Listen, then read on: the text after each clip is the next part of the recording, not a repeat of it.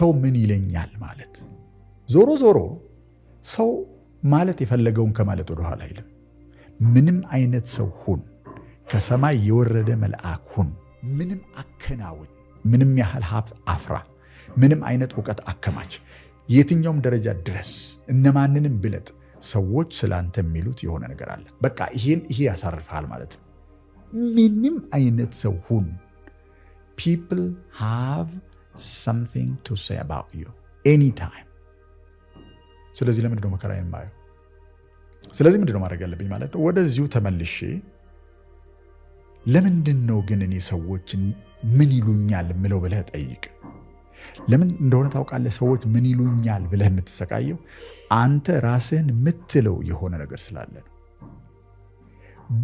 ያ ሰው ምን ይለኛል የምንለው እዚሁ እኛ ውስጥ ስለሆነ መጀመሪያ እኛ ራሳችን እኛን የሆነ ነገር እንለውና ያን ነገር ሌሎችም ሰዎች ይሰሙት ይሆን የሚል ፍርሃት ይመስለኛል። ሰው ምን ይለኛል እንላለን። እኔ እኮ ብዬው ጨርሼዋለሁ ኦልሬዲ። እንደማይሳካልን በየሄድንበት ቦታ ሰዎች ዝቅ አድርገው እንደሚያዩን የሚሰማን ከሆነ አትጠራጠር፣ ሰዎች ያንኑ አንተ የምታስበውን ነገር መልሶ ያሳዩሃል።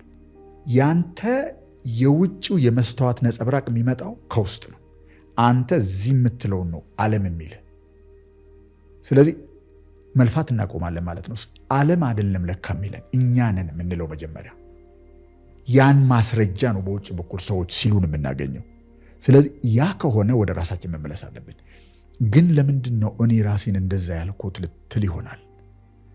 ይሄ በጣም ወሳኙ ከሰልፍ ኮንፊደንስ ጋር የሚገናኘው ስለሆነ በደንብ አድርጋ አዳምጠኝ። እዚህ ጋር እንደዛ የምንልበት ብቸኛው ምክንያት ምናልባት በእድሜ ጨቅላ በነበርንበት ጊዜ፣ ሂፕኖቲክ በነበርንበት ጊዜ፣ በሰመመን እድሜ ውስጥ እስከ 12 ዓመት ገደማ በነበርንበት ጊዜ የሆነ ሰው የሆነ ነገር ብሎናል። አንዳንዶቻችን ደግሞ ተከፍተን የተተውን ሰዎች አለን። አድገን ስንጨርስ ሰዎች እንደ ሪሞት ኮንትሮል የሆነ ነገር ብለው የሚያስደስቱን፣ የሆነ ነገር ብለው የሚያሳዝኑን አይነት ሆነን የተሰራን ሰዎች ደግሞ አለን። ከዚያ አድገን እድሜያችን ሲደርስ ወይ ሚስት እናገባለን፣ ባል እናገባለን፣ መኖር እንጀምራለን። ሰውየው ውስጣችን ያለውን ያነብና የሆነ ነገር ጣል ያደርጋል። እሱ እንደ ቀላል ካፉ ከአንደበቱ ያወጣው ንግግር እኛ ውስጥ ገብቶ ወይ ያስረናል ወይ ያሳብደናል። ያንን እኛ ውስጥ ያለውን ነገር ሰምቶ እንደሚል አድርጋችሁ ግን ቁጠሩ በዛ በኩል ያለው ሰው። ስለዚህ አሁን ሰውየው ጋር ሳይሆን ምን ይለኛል የምትሉት ሰው ጋር ሳይሆን ትልቁ ችግር ያለው እኔ ራሴን ምን እለዋለሁ የሚለው ጋር ነው ችግሩ ያለው።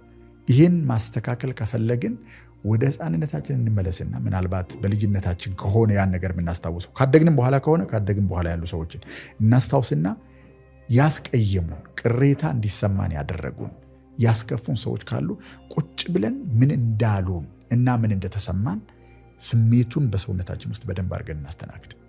ብዙ ጊዜ ሰዎች መጥፎ ስሜት ሲሰማቸው ወይ ሶሻል ሚዲያ ላይ ይወጣሉ፣ ወይ ቴሌቪዥን ይከፍታሉ፣ ወይ የሆነ መጽሐፍ ያነባሉ፣ ወይ የሆነ ነገር ያደርጋሉ፣ ወይ ምግብ ቤት ገብተው ምግብ ይሰራሉ፣ የሆነ ነገር ያደርጋሉ። እኔ ግን የምመክርህ ወይም የምመክርሽ ወንበር ላይ ወይም ተደላድለህ የምትቀመጥበት ቦታ ላይ ቁጭ በልና ሰውነትን በደንብ አረጋጋና አይንህን ዘግተህ ትኩረትን ለመሰብሰብ ማለት ነው። ያን ጊዜ የተባልከው ነገር የተባልክበትን ኢቨንት ያን ክስተት የምታስታውሰው ከሆነ ወደ አሁን ሰዓት አምጣውና ያን ቀን የተሰማ ስሜት ሰውነት ላይ በደንብ ፊል አድርገው።